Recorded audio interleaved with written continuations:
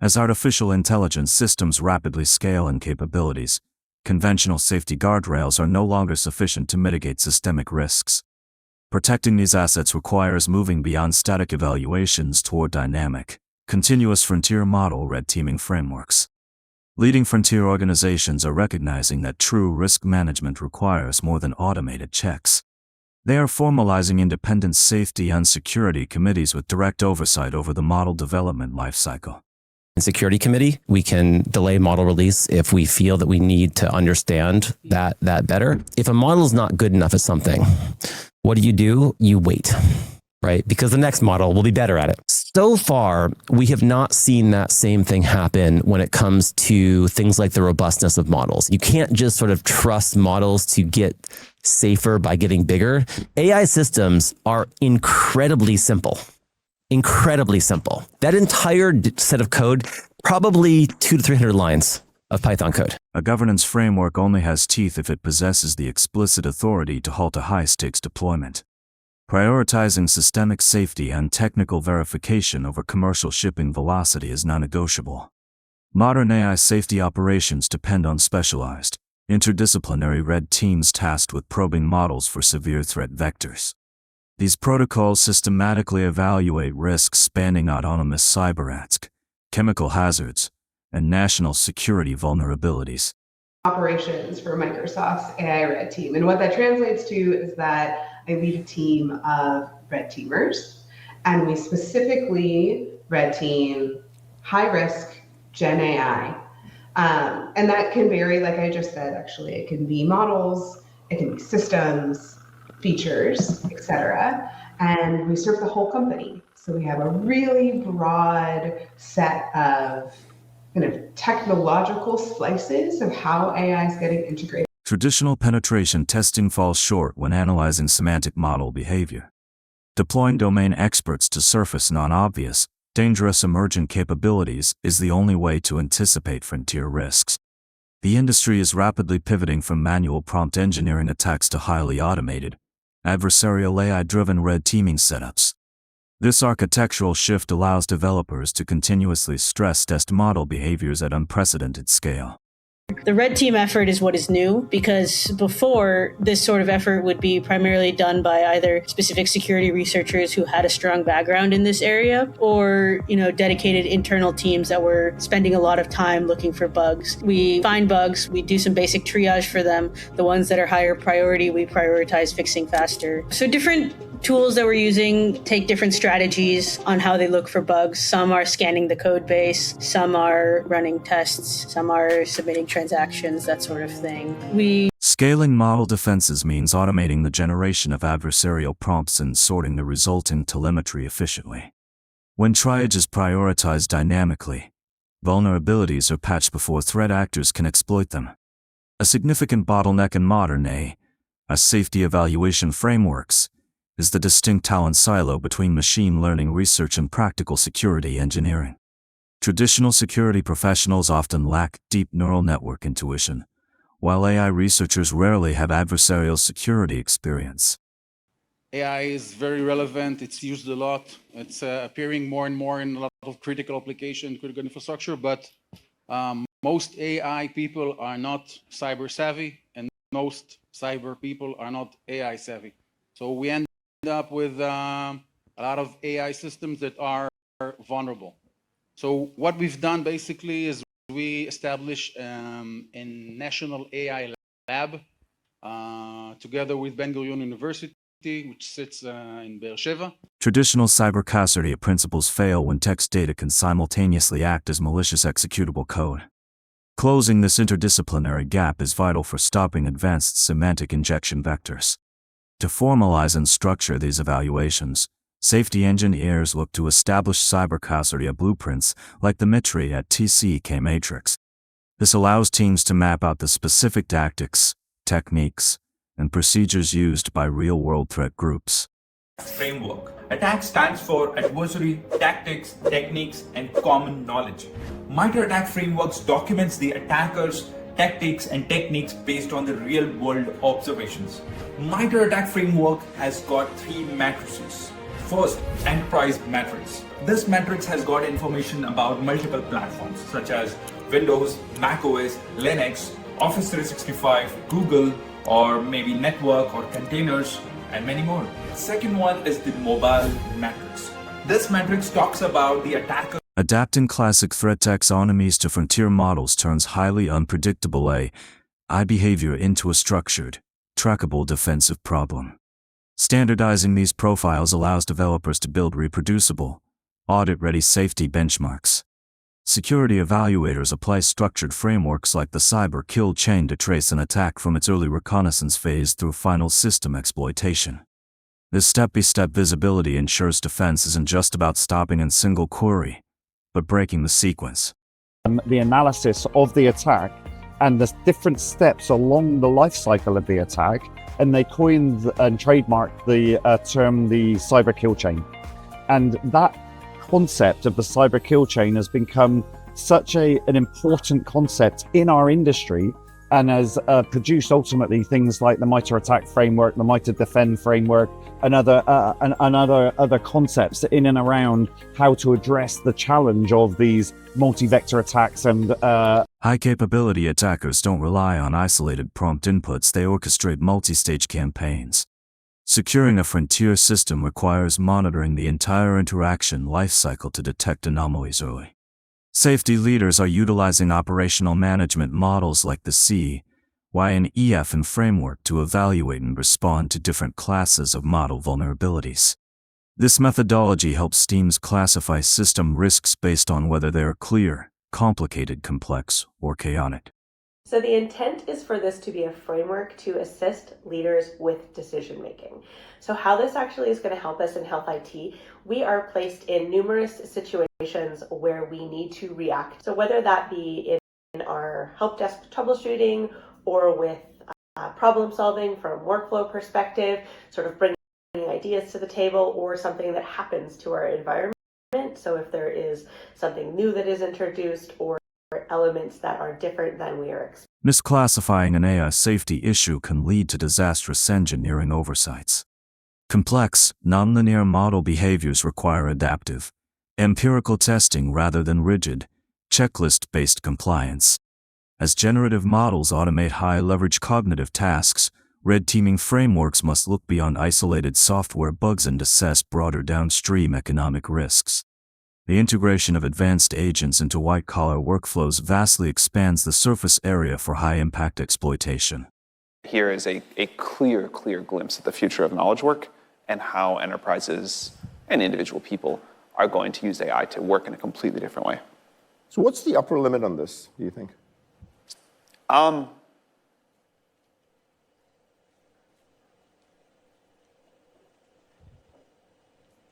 I mean, the upper limit, I think, is like full AI companies. There's probably an upper limit beyond that. The current one I can think about is full AI companies. When an AI system manages corporate ledgers, handles confidential data, or executes code natively, a single prompt injection becomes a multi-million-dollar liability. Red teaming must scale proportionally to the commercial value the model controls, while the underlying compute scaling laws continue driving rapid capabilities gains. Public policy and safety evaluation frameworks remained deeply reactive. This widening gap between raw intelligence and defensive validation presents an immediate systemic risk.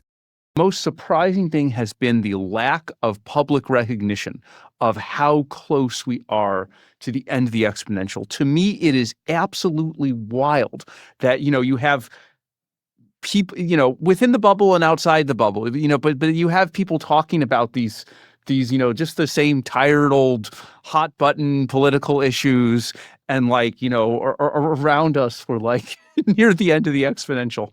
I want to understand what that. Waiting for a critical, real-world failure before implementing robust validation frameworks is a losing strategy. Proactive, institutionalized red teaming must be established before models achieve highly autonomous capabilities. Effective corporate oversight is built on a process of continuous communication between safety evaluation teams and the core machine learning engineers designing the models. This structured dynamic translates alignment theory into practical development guardrails. or SSC, which is a committee that oversees the safety of model development and really oversees the governance of model development and safety at OpenAI. Really what it means is, look, OpenAI has a very large safety organization and several different groups in the safety organization, and on different teams. And so there's the safety systems team, there's the preparedness team, alignment teams, model policy teams, many different groups kind of working towards. Internal AI governance mirrors traditional risk management auditing practices. Implementing a clear system of checks and balances ensures that model alignment remains a core development requirement, not an afterthought. The operational core of any robust AI validation framework relies on an iterative adversarial loop between offensive red teams and defensive blue teams. This simulated conflict forces continuous refinement of the model's guardrails. So I believe the terms red teaming and blue teaming actually come from the military, from like physically protecting like a fort or a military base or something like that, and exercises to try where one team, the red team, tries to break in somewhere and the other team, the blue team, tries to defend it. And so that's the rough principle that we're applying here. Red team is offensive, you look for attacks, that sort of thing. Blue team is defensive, you try to shore up the defenses of whatever you're trying to protect. So to some extent, a defensive architecture is only as good as the internal adversarial pressure it withstands. Simulating realistic, sophisticated attacks in a sandbox environment is the primary way to harden production systems. Unlike traditional computing systems that strictly separate software code from user input data, large language models inherently process both within the same context window. This architecture makes prompt injections an exceptionally difficult security challenge to fully neutralize. Why we are actually started to talk about security of AI? Because it's completely different from traditional security, and it's not different like mobile and application or cloud security or blockchain security. It's completely different thing. Why? Because usually we used to write programs using some kind of logic like if this, else, if else, blah, blah. Because data and executable commands are mixed together in natural language systems, every arbitrary data input is a potential vector for system takeover. Red teamers must relentlessly audit this fuzzy boundary to prevent remote code execution. Evaluating a frontier model requires looking beyond traditional security engineering vulnerabilities to analyze alignment, social manipulation, and autonomy risks. This requires building multidisciplinary teams that combine deep technical knowledge with sociokinetical expertise. We also have a really broad scope of what we're testing for. So a lot of it is traditional security. It also includes kind of AI-specific harms like trustworthiness and responsibility and national security, which is my background, and dangerous capabilities like chemical, biological, radiological, and nuclear harms, or autonomy harms, or cyber. So it's super, super diverse. And we have a really To truly identify advanced system risks, safety frameworks must integrate sociologists, legal scholars, and deep domain experts alongside software engineers. Broad disciplinary coverage is essential for tracking complex, real-world impacts. Modern safety teams are deploying open-source, programmatic attack simulation engines to run automated exploits against model infrastructures. These tools allow organizations to systematically evaluate how well their detection layer performs against real threat behaviors. Attack framework. Let's first talk about the red team engineer, attack simulation. By using MITRE ATT&CK, red team can simulate attacks and test the organization security postures. Testing controls. A red team can utilize the same TTP as the real world attackers and launch the attack. This will help the organization to see how effective their existing security controls are. To do this red teaming based on MITRE ATT&CK framework, they can use an open source tool called Caldera. More about this tool in the last section. Let's talk about security. Relying on hypothetical risk profiles creates a dangerous sense of complacency. Executing live, automated exploits against your own infrastructure is the only valid way to confirm a secure production posture. Billions are spent on defensive security, Yet catastrophic data breaches and alignment failures still happen regularly due to a fundamental disconnect between internal infrastructure design and defensive realities. Red teaming frameworks exist to explicitly expose these system assumptions. The penetration testing piece, sophisticated use cases on penetration testing with command and control, and then ultimately red teaming, where you pivot and you progress through the life cycle of an attack and you get to the capture the flag. So leveraging that red team activity, and the reason why that red team activity is becoming a critical component to be compliant with many of the regulatory frameworks is because the learnings from that red team, delivering those learnings to the defensive postures naturally become rigid over time. Cultivating a dedicated offensive security mindset within AI engineering teams ensures that system vulnerabilities are found internally before bad actors exploit them. Within the clear domain of system management, evaluators address straightforward, predictable bugs where cause and effect are easily mapped. These types of failures don't require deep philosophical analysis, they require standard, repeatable software engineering hygiene. It is the realm of known knowns. So everyone involved with the situation understands what the decisions are and why those decisions are being made, and there's very little resistance to those decisions or very little disagreement. So leaders working through one of these simple context situations are going to assess the information that is present, they're going to categorize it as simple, and then they're going to follow rules or best practice that are in place within the organization or the industry to actually make the decision. Standardizing responses to easily anticipated edge cases forms the baseline of model security. Applying well-documented best practices frees up critical red teaming resources to focus on complex, emergent threat vectors. The frontier of AI safety is rapidly shifting from evaluating individual, static text prompts to analyzing complex multi-agent ecosystems where autonomous software entities interact directly. These agent networks introduce entirely novel risks involving systemic orchestration and cascading unintended behaviors. Happening right now, I'm sure you're tracking this with Moltbook and what happened with Claudebot. Is it just a passing fad, or do you think that there's something that we should take away from that on... No, I think it is definitely not a passing... Well, Moltbook may be. I don't know, but OpenClaw is not. I think this idea that code is really powerful, but code plus generalized computer use is even much more powerful, is here to stay. When autonomous agents negotiate, share data, and trigger API actions completely independent of human oversight, social and systemic risks compound exponentially. Evaluation frameworks must adapt to trace these distributed, multi-agent logic chains. Evaluators continue to test the boundaries of the brute force scaling hypothesis, which asserts that system intelligence is almost entirely a function of compute volume and high-quality training tokens. As these parameters expand, novel safety issues materialize purely as a product of scale. There was, back in those days, there was robotics. People tried to work on reasoning as a separate thing from language models. There was scaling of the kind of RL that happened, that kind of happened in AlphaGo, and that happened at Dota at OpenAI, and people remember StarCraft at DeepMind, the Alpha Star.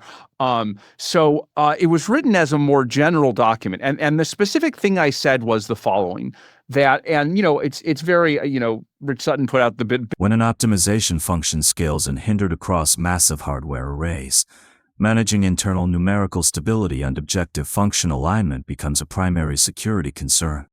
Sudden, emergent model behaviors can completely bypass legacy hardcode guardrails. A highly sophisticated red teaming framework will ultimately fail if the engineering organization lacks a strong culture of psychological safety. Team members must feel fully empowered to report critical anomalies and architectural flaws without fear of professional reprisal. Have psychological safety. Now, I'll define psychological safety as a belief that it's absolutely okay, in fact, it's expected, to speak up with concerns, with questions, with ideas, with mistakes. And I got into this. I got interested in this actually quite by accident. Let me tell you how it happened. I joined a team of mostly physicians and nurses, and the job of that team was to find out, to assess When safety evaluators are hesitant to voice concerns or point out deep structural vulnerabilities, critical risks go unaddressed. Open communication lines are just as vital to model security as code reviews and patch deployments. Managing elite, interdisciplinary safety teams requires proactive conflict resolution mechanisms to prevent internal friction from undermining critical research. When alignment priorities and fast deployment deadlines clash, governance frameworks must offer clear paths forward. So be proactive and take steps to resolve the conflict between the team members. Don't let the conflict fester and get worse. Before you take action, finding out what the issues are creating the conflict is a pretty critical step. Ask the individuals who are in conflict what they think and feel. Ask them questions like, what does X do that you find annoying or stupid or difficult? What might cause person X to behave like that? What organizational rules or friction between commercial velocity and defensive verification is inevitable in frontier labs. Resolving these internal tensions through a transparent, repeatable governance framework is essential for maintaining team velocity and focus. The true measure of any frontier safety framework is its ability to translate academic alignment theory into practical, operational guardrails on production infrastructure. Bridging this gap turns abstract mathematical research into hardened, real-world deployment policies. Is that he ingeniously connects the dots between high-level academic research and life-changing clinical practice. His extensive studies and deep clinical experience have given hope and tangible medical solutions to thousands of families worldwide.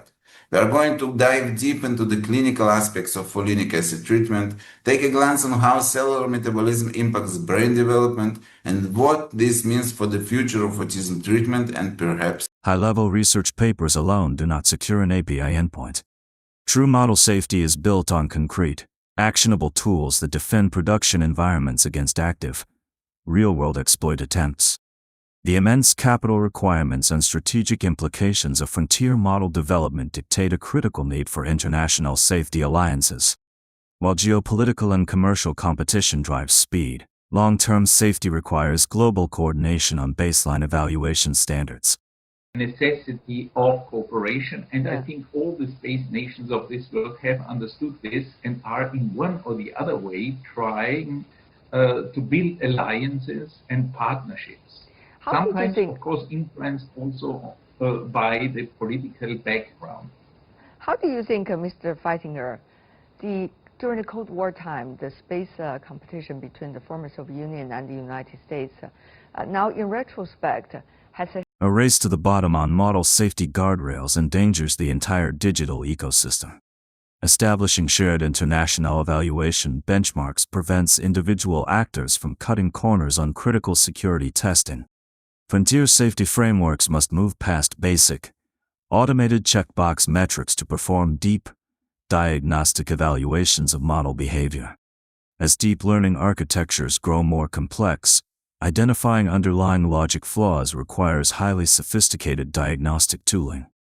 The diagnostic assessment plays a very important role to recognize students' weaknesses, what they haven't learned, the strategies schools need to adopt for students to catch up, how to rethink our assessment methods. It may help us. Surface-level benchmark testing can give developers a false sense of security. Implementing deep behavioral diagnostics is the only reliable way to safely deploy complex, autonomous systems into enterprise environments. Public skepticism towards corporate AI safety claims typically intensifies when governance structures are viewed as performative marketing exercises rather than transparent risk audits. Building genuine trust requires open disclosure of identified vulnerabilities and mitigation strategies. Government meetings were not how shall we tell the public, but what shall we tell the public. So often the best we can get in our skepticism is to know that we are not being told the truth. I think people need to know the truth. So put on your seatbelt, I'm going to tell you everything. And all senior people in the US government know everything that you and I have discussed here today. So you've been behind the scenes with some of the most successful, richest, most powerful people on planet Earth, but what is it you do, Gavin? So I do protective coverage, any of the ways that wealthy or prominent people might. True transparency means being candid about the limitations of your current guardrails. For safety frameworks to be credible, organizations must commit to sharing verified threat data with the wider research community. Safety researchers are developing rigorous quantitative frameworks designed to map out how frontier AI deployments interact with macroeconomic systems and digital infrastructure. Establishing these causal models is key to integrating AI risk profiles into broader institutional policy. So, a few years later, we embarked on an effort to develop a framework that could explain phenomenon like the Depression. What our theory emphasizes are fluctuations in borrowers' access to credit that in turn depends on their respective financial health. For example, as an economic downturn sets in, the associated decline in cash flows, equity values, and so on weakens borrower balance sheets. This is particularly. We cannot properly mitigate system risks that we cannot accurately measure. Grounding AI safety evaluations in rigorous quantitative metrics is a necessary step for informing national economic security policies. We are operating within a period of tectonic technological shifts as rapid capability gains disrupt established organizational structures and societal norms. In this fast-evolving landscape, red teaming frameworks provide critical stability, ensuring technical control keeps pace with development. Period, the period of tectonic change for very many people. People really did lose their accustomed lifestyles. Their lives underwent dramatic change. For some people, it was a change for the better. I think that in terms of real quality of life, it was a change for the better for almost everyone, because technological velocity without robust guardrails invites systemic instability. Implementing strict, predictable evaluation frameworks helps maintain operational order amidst rapid industry transition. AI red teamers regularly uncover highly anomalous, emergent model behaviors that challenge existing technical assumptions, making meticulous documentation and forensic verification absolutely essential. When reporting extreme threat vectors, safety teams must back their claims with undeniable empirical data. By the reactions of his friends. Now, mountain men were known to exaggerate, but petrified trees, mud pots, geysers steaming into the air. I mean, how is this possible? It was spewing from the bowels of the earth. The ground was peppered with these boiling pots of mud and huge plumes of hot steam were just shooting up in the air. That's just ridiculous. There's nothing on the planet. Extraordinary claims regarding model capabilities require extraordinary evidence. A structured, evidence-first reporting framework ensures that severe, unexpected risk profiles are taken seriously by executive leadership. The ultimate success of any safety protocol depends on whether an organization actively integrates its documentation into daily engineering workflows. Beautifully written policies are meaningless if they function purely as shelfware rather than live operational guardrails. What's currently in it and also what should be in it. So there's lots of good things in it. I think the biggest question is, will countries actually adopt what's currently in it? So there's lots of good measures to act not only on the direct drivers of biodiversity loss, things like land use change or overfishing or climate change. That's all in there.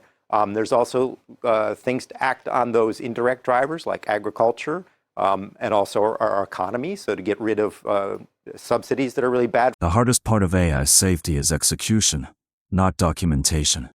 Transitioning safety policies from static PDF guidelines to automated, programmatic blocking rules inside code pipelines is what actually reduces risk. In high-stakes enterprise and government environments, safety evaluators must present their adversarial findings with absolute technical clarity and precision. Clear communication is critical for ensuring non-technical executives understand the operational implications of specialized model vulnerabilities. And they involve an audience whose opinion matters to you. And as a result, you want to sound both confident and knowledgeable when you're speaking, even if you haven't had a chance to prepare. So we've through this class and through the coaching by JD, Stephanie, and Bert, we've all had a chance to become blossoming presenters of prepared material. But what happens? Complicated technical findings must be translated into actionable business risks. Providing a structured communication framework allows safety researchers to convey critical vulnerabilities to leadership without losing necessary nuance. As base models grow more powerful and autonomous, the defensive posture of safety evaluators must remain unyielding. Staying ahead of advanced, automated exploit vectors requires continuous vigilance and deep collaboration across the global security ecosystem. We are also focusing on development of infrastructure, modernization and capability development as armed forces who are deployed there. So lots of roads have also now come up in your sector. You have all these, but it's such a long stretch of your command area of responsibility. So what's your thing there? If you see the terrain in that area, the terrain across the LAC in the Satluj Valley area, spreading right up to... Protecting the frontier of artificial intelligence is an ongoing, long-term commitment. Maintaining active defenses requires standing shoulder to shoulder with peer research labs to share real-time threat intelligence. Robust red teaming frameworks have evolved from an experimental luxury into critical core infrastructure for the safe advancement of frontier AI models. Developing reliable, standardized validation pipelines is the most vital work happening in the industry today.